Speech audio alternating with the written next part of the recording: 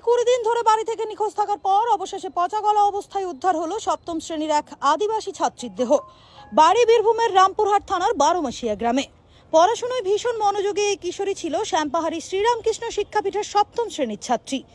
পরিবার সূত্রে জানা যায়, গত 28শে অগাস্ট বিকেলে টিউশন পড়তে বেরিয়েছিল সে। তারপর আর বাড়ি ফেরেনি। শুরু হয় অসহ্য প্রতীক্ষা। অসহায় পরিবারের তরফে রামপুরহাট থানায় দায়ের হয় নিখোঁজ অভিযোগ। কয়েকদিন পরেই শোনা যায় চাঞ্চল্যকর তথ্য।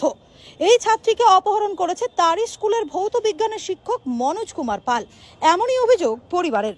অভিযোগের ভিত্তিতে পুলিশ ওই শিক্ষককে গ্রেপ্তার করে, কিন্তু তবুও খোঁজ মেলেনি কিশোরীর। অবশেষে গতকাল গভীর রাতে রামপুরহাটের কালীডাঙ্গা গ্রামের কাছে এক জলা জমি থেকে উদ্ধার হয় কিশোরীর পচা গলা দেহ। মৃতদেহ উদ্ধারের খবর ছড়িয়ে পড়তেই শোকের ছায়া নেমে আসে ওই গ্রামে। ভেঙে পড়ে পরিবার। মাত্র 13 বছরের এক কিশোরীর এমন মর্মান্তিক পরিণতি আজ প্রশ্ন তুলছে সমাজের নিরাপত্তা ও মানবিকতার উপর। বিশ্বাসের জায়গা যখন শিক্ষকই বিশ্বাসঘাতক হয়, তখন কোথায় যাবে আমাদের সন্তানরা?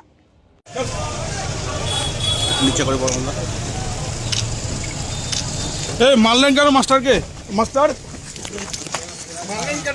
মারলেন কেন বাচ্চাটাকে মারলেন কেন? এদের অত্যাচার খুব ব্যাগ ধরে টান। দিদি, কি ঘটনা হয়েছিল বলুন?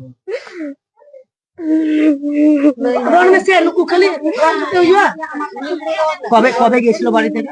28 তারিখে। আমার তো বিয়ে হয়েছে বর্ধমানে, আমিও তো জানি না। এসে কি শুনলেন?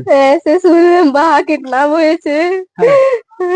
মা বললে ফোন করে, বা নেই কো বাড়িতে, স্কুলে পৌঁছয়নি, টিউশন भी পৌঁছয়নি। আমরা ছুটে ছুটে আসলাম। আপনি কবে খবর পেলেন? 28 তারিখে পেয়েছি। সেই দিন থেকে নিখোঁজ ছিল? হ্যাঁ, মা বাবা সেই দিন থেকেই খুঁজছিল। কাকে সন্দেহ হচ্ছে আপনাদের যে কে কিডন্যাপ করতে পারে? মাস্টারকে সন্দেহ হচ্ছে। মনোজ। মনোজ কোন স্কুলে মাস্টার দিদি? তুমুনি হাই স্কুলে। আর ওই স্কুলে আপনার বোন পড়তো? ওই স্কুলে পড়তো। আপনারা কি চাইছেন এখন? এখন ওই মাস্টারের ফাঁসি চাইছি। কিভাবে মেরেছে জানতে পেরেছেন? না। কখন কখন পেলেন মৃতদেহ? আমি তো আজকে আসলাম, এখনই আসলাম। কি নাম আপনার? দিদিমণি। আপনার নাম? দিদিমণি। দিদিমণি। দিদিমণি আপনি কি হচ্ছেন? দিদি। এইখান থেকে আমাদের বাস স্ট্যান্ড থেকে স্কুল তুলে নিয়েছে মাস্টার তুলেছে। আর কোথায় নিয়ে গেছে না নিয়ে গেছে, মলহুটি নিয়ে গেছিল রাত 8টার সময়। আটটার সময় এইদিকে আবার ফিরে এলো। তারপরে আবার রামপুরহাট না কোথায় নিয়ে গেল, ঝুড় জঙ্গলে কোথায় নিয়ে গেল। তারপরে আবার ওনাকে আবার শোধাইলাম। ওনা বললে ঠিক আছে, কালকে শুক্রবার আমি বাড়ি যাবো। ওনা আবার বাড়ি আসেনি, শুক্রবার আবার বাড়ি আসেনি। দিয়ে ওনা আবার কোট ঝুড় জঙ্গলে ছেলেটাকে মারে দিয়েছে। দিয়ে এখন বলছে কালকে যাচ্ছিলাম। দিয়ে বলছে কি আমি জানি না। আবার রাতে আবার বলছে আমি জানি। কেন অতদিন ওকে ওর নাই জ্ঞান নাই, ছোট ছেলে বটে। কবে বাড়ি থেকে গিয়েছিল? 28 তারিখে 7টার সময়, সকাল 7টায়। তারপর থেকে একবার এখনো রিপোর্ট নাই। তার সঙ্গে গেছে ও মাস্টারই নিয়ে গেছে। মাস্টারের কি নাম? মাস্টার মনোজ কুমার কি? তোমার স্কুলের মাস্টার? ও তুমুনি হাই স্কুলের মাস্টার বটে ও। আপনার নাতনি ওই স্কুলে পড়তো? হ্যাঁ, আমার ওই স্কুলে পড়তো। আর ওকে কি বলতো? 7 ক্লাসে পড়তো। দিয়ে ওকে কি বলতো? বাহা তুমি বড় হলে তোমাকে বিয়া করব, তোমাকে কারো সাথে যেতে দেবো না, আমি বিয়া করব তোমাকে বড় হলে। দিয়ে এই যে মারাবার লেগে বিয়া করবে। মৃত্যুর খবর কবে জানতে পারলেন? মৃত্যু পর আজকে। কোথা থেকে মৃতদেহ পাওয়া গেল?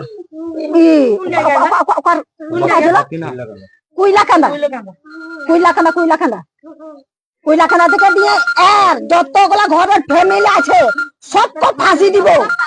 যেন আপনারা এই তো কান দিয়ে শুনবেন, বাংলা बोलबो हिंदी बोलबो सभी बोलबो, उसको फांसी होना चाहिए, तो फांसी होना चाहिए। आप लोग उसको छोड़ेगा नहीं। हम लोग उसका क्या किस्मत लेंगे? क्या लेंगे उसका? बच्चा मरवाए उसका किस्मत लेंगे? फांसी होना चाहिए। कितना उम्र था? 14 साल। अभी 14 साल है, 14 साल हुआ नहीं।